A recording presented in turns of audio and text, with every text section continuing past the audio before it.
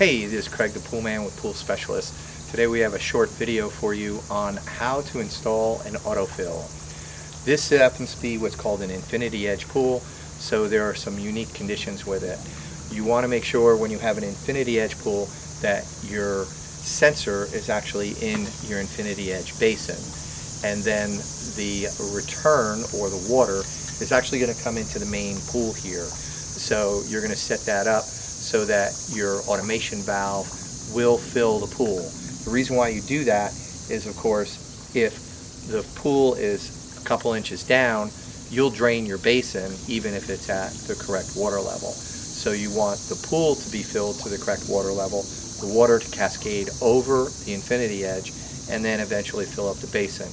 And then you'll actually have the correct level for your pool. With any further ado, we'll get to how to install this AutoFill. Okay, so here's our leveler that we're actually replacing one. And what you'll find is when you take them out of the box, they are wired for 220. And what you'll find out is there's a little wiring diagram on the back of one of the panels, and it'll tell you how to change it from 220 to 120. You have your orange wires which go to your sensor, and your blue wires that go to your solenoid. Up here, this is really important, you have a series of jumpers, and when this comes out of the box, it has a maximum fill time of 20 minutes. Once it has turned on your fill for 20 minutes, it then times out and faults for the next 24 hours. 24 hours later, it will allow you to turn it on for another 20 minutes.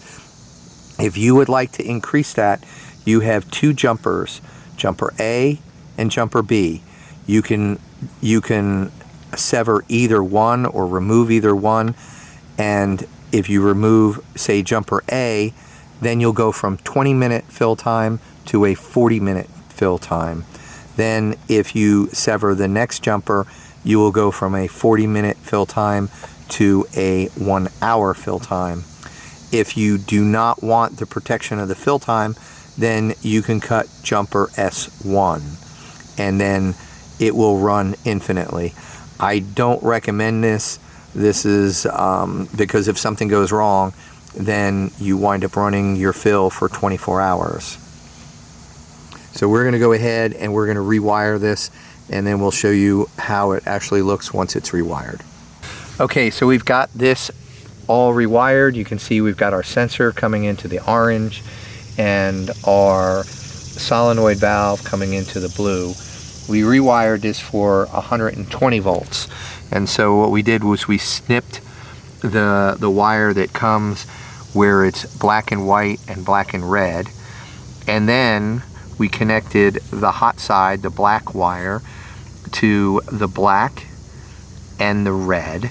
Or in some of these it's going to be black and red, and then the white or the neutral wire gets connected to the black and yellow and the black and white, and then of course you need to connect the green to the ground. So that's our wiring for this. We went ahead and snipped two of our little jumpers up here, and the reason to snip those is for this particular pool we really want to allow for an hour fill, mainly because this is a spillover pool or an infinity edge pool, and when that infinity edge empties into the pool, it's going to take a while for it to catch up. Thank you for watching our video. If you enjoyed it and you found it helpful, please drop us a like. Feel free to subscribe to our YouTube channel. Thank you for watching. Have a great day.